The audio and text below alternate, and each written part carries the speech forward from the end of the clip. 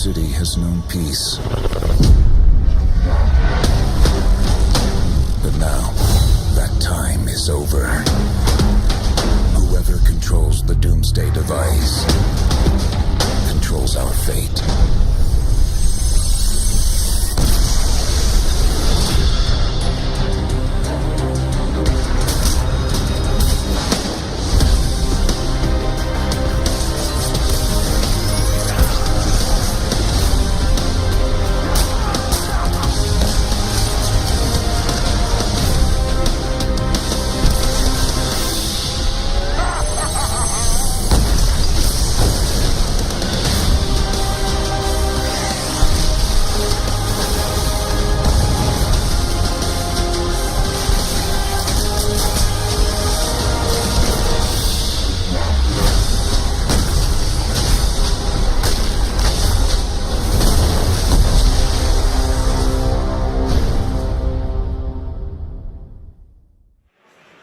Welcome, ladies and gentlemen, one and all. My name is Optimus Tom, and joining me in the caster booth this week actually is going to be Elements, and we are here at the E3 Expo. For the next 3 days, we're going to be bringing you guys all the action on Infinite Crisis. It's the new DC MOBA coming out from Turbine. Yep, we're going to have 7 games, including from games from Curse Academy and CompLexity. We're going to have those coming up just in a moment. That's very true, guys. We got a lot of action, so why don't we throw the schedule up for you guys so you know exactly where and when you'll want to be here at the booth.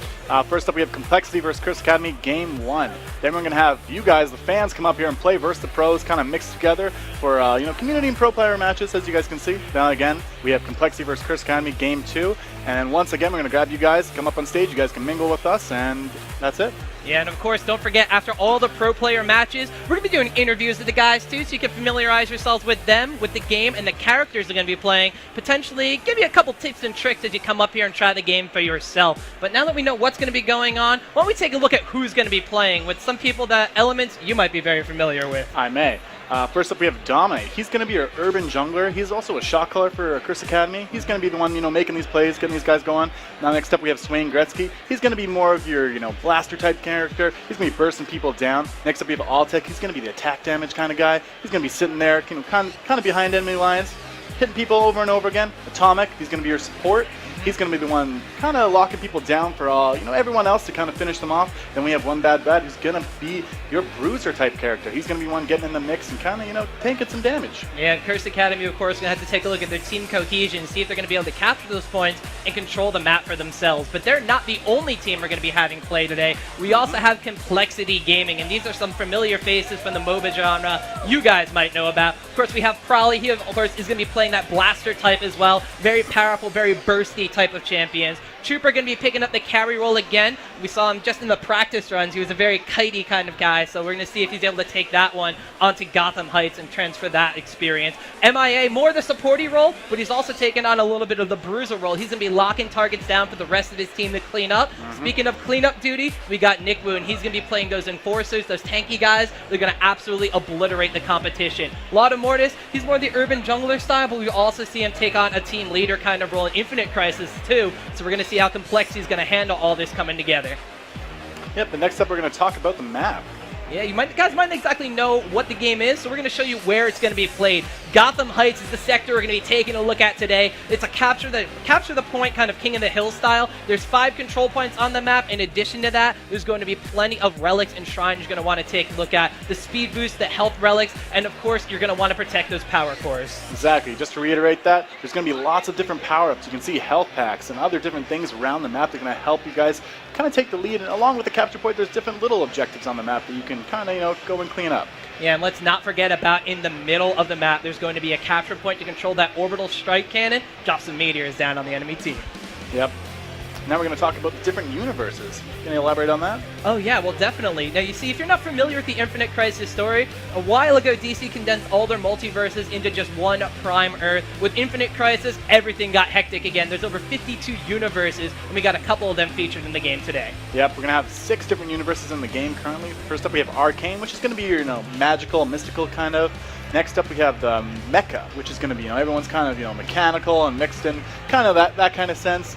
Next up we have the Atomic, and that's kind of like a post Cold War. Gone wrong. Everything kind of went bad, and everything's kind of, toxic and, nuclear in that kind of way. Next up we're gonna have Prime, which is just, you know, your standard universe. That's your standard Batman, your standard Wonder Woman. Everyone knows those characters. And then finally, or rather next up, we have Nightmare, which is kind of like a demonic kind of possession. You can see, you know, Nightmare Batman, you know, one of my favorite characters. And then finally we have Gaslight, which is sort of a steampunky-ish, you know, everything's kind of powered by steam kind of universe. Yeah, alternate technologies and plenty of different realms, which is why you're going to see some of your favorite DC characters in a bit of a different light. So why don't we take a spotlight on some of these players and see who those champions are going to be that they're taking into battle. Why don't we first take a look at Prowley here. He's got a big old smile on his face because I know you love this character as well, Elements. He's playing Nightmare Batman. Yeah, Nightmare Batman's going to be your assassin type character. He's going to, you know, go into stealth, kind of jump on people. He really, you know, excels at 1v1ing people. He's one that gets people alone. So you can see here his Eternal Hunger is going to, you know, add lifesteal. And his Vampire Batarang is going to go out, slow people, kind of do AoE, can hit more than one target. It's really great. And he just, you know, kind of disrupting the whole team fight aspect. Next up is Batswarm. He's going to go invisible, come out, and then you can see those bats kind of swirling around, dealing damage as he stealth. So it's a good combo with the stealth. And then Savagery is going to be, he's going to jump on somebody and just lock them down. Yeah, definitely. So, of course, in addition to having Nightmare Batman, that assassin type, there's also plenty of other character choices in Infinite Crisis. Let's take a look at Complexity's Nick Wu as he's bringing a Blaster Master to the battlefield in the Joker. And Joker's going to be, you know, your blaster type character as we were talking about. These characters are more, you know, squishy side, but they're going to want to get in. They pack a lot of punch, as you can see. I see what you did there. Yes, so he has a status that's going to gain passive power damage and lifesteal effects, double if enemy or ally die near Joker. So in team fights, if stuff's dying around him, he's going to get more powerful. Next up we have Mr. Punchy, which is launching a kind of a rocket glove, kind of disrupts and stuns. Next up we have Surprise. He's going to throw a block so that it explodes, shooting out these like, little teeth that chatter around and slow people and deal damage. It's actually really great disruptive ability for team fights. Next up we have Vanish, and he's going to poof out, going to shoot out this little, you know, Joker box, kind of, you know, deceive away from people, and he's going to stealth and be able to gain distance from other people. And finally we have Last Laugh, which is going to be a big AoE, playing a Poison Cloud, and also stunning them. So if you stand in that Poison Cloud and you get stunned, you're going to take a lot of damage. Yeah, so the Joker's an extremely kitey, extremely mobile kind of champion, but you got to be very careful. If you jump on top of him, well, he's going to pretty much evaporate. Now let's take a look at Curse Academy side of things, because of course they have 5 champions of their own. We got Atomic N on screen, and he's going to be taking one of my personal favorites onto the battlefield, and that's going to be Poison Ivy. Yeah, Poison Ivy is going to be you're more of a support character, as you can see here.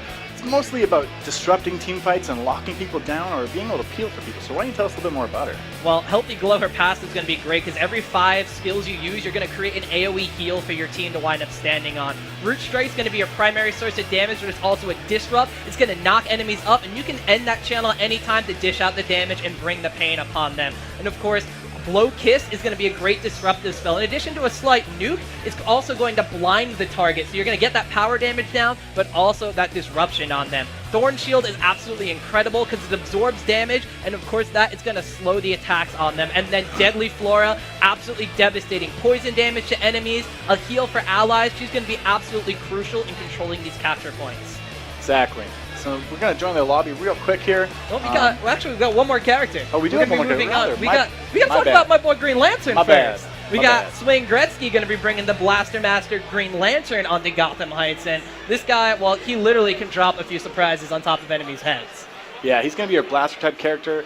He is, as we talked about, kind of like the Joker. He's going to want to be getting in and kind of getting out, dealing these big damages, and really just, you know, kind of throwing stuff around. Why don't you tell us a little bit more about it? Well, of course, every basic attack, he's increasing power damage with that Indomitable Will. He's going to slam and jam on top of enemy champions as well with his Q ability, just stacking the damage. A small little AoE, it's going to be great. Constrict means that none of those enemies are going to be getting away from him either. He's not going to be able to just kite, but also lock them down for his full spell combo. Missile Barrage is going to be a fan favorite as you get 3 of those Power Ring missiles just to throw at the enemy. And Green Lantern's Light, it drops the plane, baby. Smack down on their heads, stunning them and dealing massive amounts of AoE damage. Exactly, and then we're going to have our game lobby, and we can talk a little bit about the stolen skills here. Yeah. Stolen powers, rather. Yeah, actually, every single one of these champions is going to be going into the battlefield with 2 stolen powers that they can equip. In doing so, it enhances their own super abilities, and it's going to be able to level the playing field a little bit. So, Elements, why don't you talk a little bit what we got these players using? So we have super speed, which is going to give you 25% movement speed, kind of like throwing you forward. This is going to be great for Nightmare Batman because his job is to assassinate people. He wants to jump on people, wants to get people in the 1v1, or he can run away. He also has invulnerability, which is going to block 75 damage for 3 seconds. This is a very powerful ability right now because it absorbs a lot of damage. As we saw when we were looking at these games before, I mean, it really makes you quite tanky. We also have Ben's Space-Time. You're able to teleport across the map, kind of get these global objectives, lock stuff down, and get different capture points out. Yeah, and we do see a lot of these players taking similar kind of things because certain abilities are going to be a bit more powerful than other ones. These stolen powers really add to the different things. As we talked about already, the multiple classes like the blasters and the marksmen, those carries for the games, they're going to want to be able to run away from the opponents, create as much distance as possible to get those abilities off and kill them. However, the enforcers, the bruisers, the assassins, it's their job to jump on top of them and shut them down. That's why you got that invulnerability shield on the majority of these picks. Exactly, and here we go. We're jumping into the game. Everyone's almost getting ready here. And we're going to see a great match at Gotham Heights. Well, you see, the best part about this game, too, is not only do you have your favorite DC Universe characters, but you also have multiple costumes that you guys can unlock. Whether you're going to be using the Crisis Coins or the merit that you earn at the end of every single game, you're going to be able to unlock all these different kinds of costumes. We can see Atomic N actually rocking an alternate costume for Poison Ivy right there. So it's going to be some awesome stuff. And then if you just jump into this game, you already see it's very, very visually pleasing.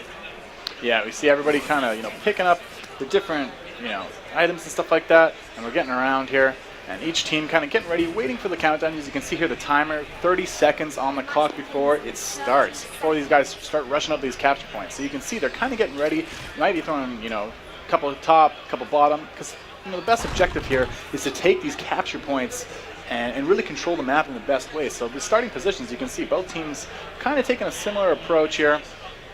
And going back and forth. The big thing is, of course, as you see 5 control points all over the map. The big one to be contesting in the beginning is, of course, going to be this top point number 1. So that's going to be really the breaking point between the two sides of the teams. Of course, we also have this locked middle platform, that orbital strike cannon to drop meteors on the opponent's team, cut off entire areas of the map so their strategy changes. There's a timer right here underneath Wonder Woman. Once there's a diamond that hits that, this is going to unlock, and it's going to be a massive free-for-all in that mid area. Yep, and we can see everybody kind of rushing to that top out. We have, 4 members of our team kind of capping on their points, and we have a big 3v3, and we're going to have Doomsday coming in, big damage. I will dominate, kind of pushing them back. And we have Swain Gretzky dropping the anvil down on Ladder Mortis. Ladder Mortis rushing in. He's going to do tons of damage to Swain Gretzky, but he pops the invulnerability. It doesn't matter. He's still going to go down. Polly coming in with the stealth, picking that up. Poison Ivy trying to knock everybody up, but it was not successful. Well, that's what happens when you have a lot of superheroes and villains, and vulnerability has a little asterisk afterwards, because you won't survive forever. But dominate on Doomsday. I'm going to click on him for a second, because this guy, he might be a villain, but oh, does he do so many good things on the Gotham Heights battlefield. He literally charges in there, smashes people around like a rag doll, but unfortunately, the 4v3 numbers advantage for complexity there, just a little bit too strong. Exactly. You can see the speed boost going out there, and we have Atomic running away as Poison Ivy. Can't really fight Shazam and the Joker there. There's just too much damage they're going to dish out. Poison Ivy's going to run down here, and, sit back and wait for her teammates to group up again. Well, talking about Shazam, we haven't seen all too much of him on any of those player cards, but MIA is going to be picking him up. He's an enforcer. He's a giant tank, but he can dish out some damage as well. He's going to have a toggle ability to regenerate his own energy on those basic attacks, but he's also going to be able to change that to grant himself a shield in case someone like Dominate were to charge in, and you just see how much damage Dominate takes from that. Oh yeah, Dominate does have the invulnerability on, but as we talked about, that asterisk at the end, he's going to be dropped down.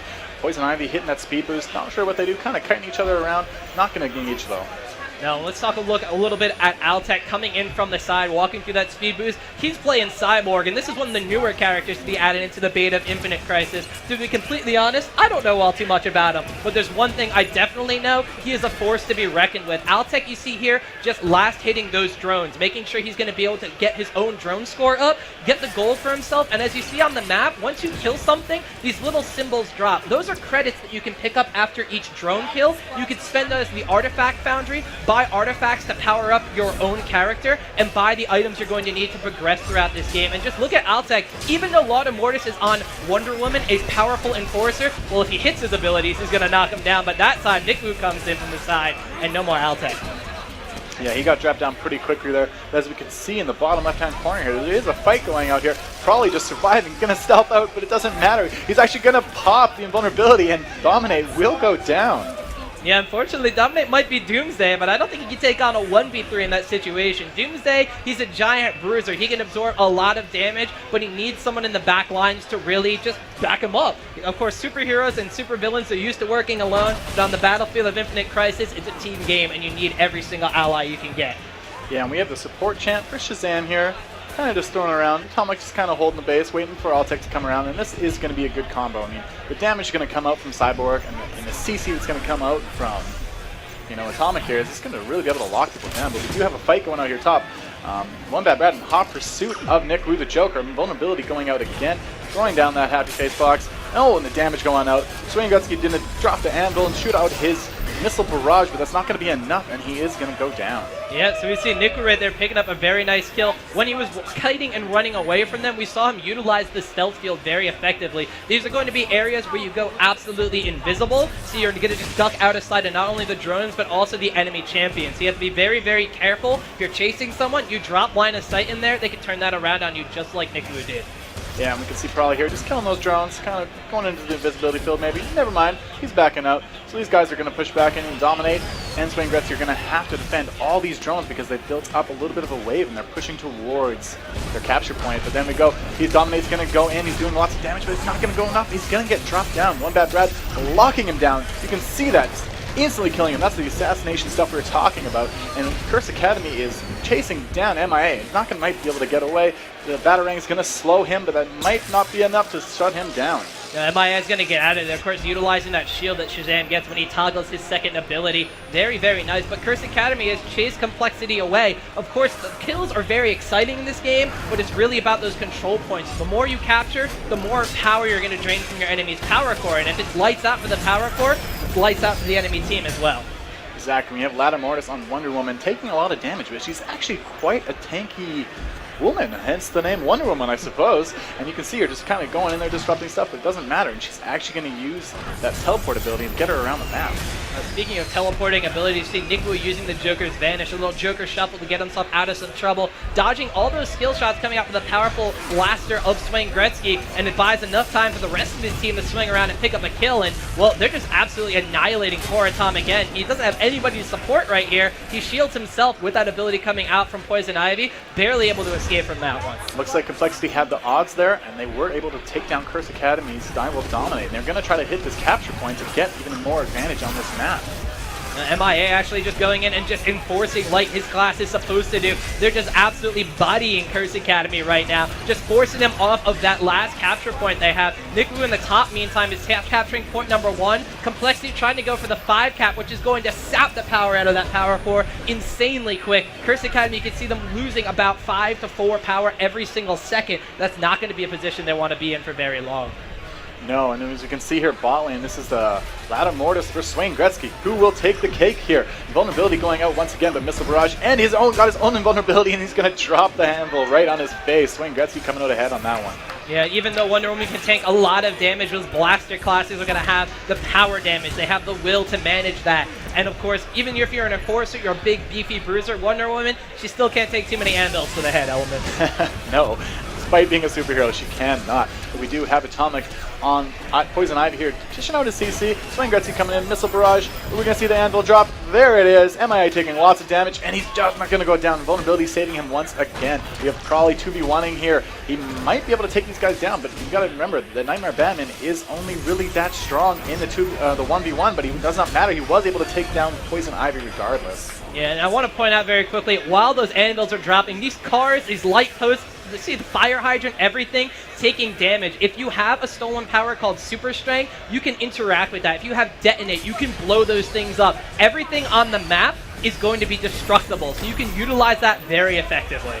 Yeah, and Ladder Morris coming in on that tanky Wonder Woman once again, trying to mess up stuff up, but we can't really see it. But we do have Cyborg Trooper coming in from the side, dealing lots of damage, and Swain Gretzky is in a lot of trouble right here. Wonder Woman and Trooper doing lots of damage to him, but he's actually going to be able to kite it out, I think. Never mind, he's going to get dropped down. All-Tech on the Cyborg, doing lots of damage. This is a 2v2 on the tower point. Does not matter. Looks like Complexity is going to come out ahead on that one. That's just what happens when you have Enforcer and Marksman against Support and Marksman, but one bad Brad coming in gets the Feral Embrace down onto Cyborg. Trooper trying to live. There's a good stun coming out from Lana Mortis, but Trooper barely going to kite that one out. That's power in numbers. Exactly, and we do have a little bit going up here top. I will dominate initiating onto MIA, but this is again a 2v1. The odds for dominate this game are just not looking that great. No, it's unfortunately he's not dominating this game whatsoever, Elements. Curse Academy with only 2 capture points available, but Complexity is still highly contesting that bottom one. They actually capture it for themselves, so now it's currently a 3 versus 1 cap. Altec, oh, the plane gets dropped on Lana Mortis, but doesn't save his teammate in Altec. Swain Gretzky's going to get a retribution kill from that one. Dominate comes in from the side, but I just don't know. Curse Academy, they are going to wind up forcing back Complexity for the time being, but how long will that last? Well, we do have Dominate coming from the back. He just finished off someone on the left-hand side there, and Nick Wu is going to have to try his best to take this point. But I mean, it's a 3 for 2, so this is going to have to look very good for them. Well, Nick Wu is going to use that Vanish effectively. Of course, that punching bag does explode and deal AoE damage. They do want it taking down Dominate, kiting him out. Now MIA coming in from the side, absolutely enforcing his will down upon Atomic End. But there goes that Deadly Flora coming out. That's poison damage to MIA and a heal for all the members of Curse Academy inside. So even though Curse Academy, they're defending, it's not their point. That turret is still dealing damage the more they stand near it. Yeah, you guys have to remember that this game is about capture points. It's not just about team fighting. You know, that's only so much of the game. I mean, the respawn timers are pretty quick. You got to get back and capture the points if you want to win. Oh man, MIA is going to get absolutely devastated by Dominate right there. A couple anvils coming in from Swain Gretzky as well. The remaining members of Complexity, all they have to do is stall for time. The power core from the side of Curse Academy is so low that even if they win this fight, I don't think they're going to have the time left to try to take this control point back from Complexity. No, it doesn't look like that. And you can see that Complexity's turret has just been, teeing off on Curse Academy this whole team fight. That's making them able to, withstand and hold the tower long enough. But unfortunately, Curse Academy is going to go down. Game 1 going to Complexity. And that's just the power of teamwork in this map. Even though you need to, of course, get kills for your team, you also, of course, need to control those, well, the control points. That's what they're called. They're control points. So if you're able to capture those effectively, it doesn't matter how many kills you're going to get, even though Complexity, just take a look at the kills that Trooper had there. He was 11, 2, and 6 on Cyborg. We saw him kiting effectively. We saw him just absolutely holding points by himself. Once Lana Mortis came into the picture too, there was no way the enemy team was able to keep up. Yeah, they're really staying true to the rules they like to play. Ladder Morris getting in there, just tanking tons of damage.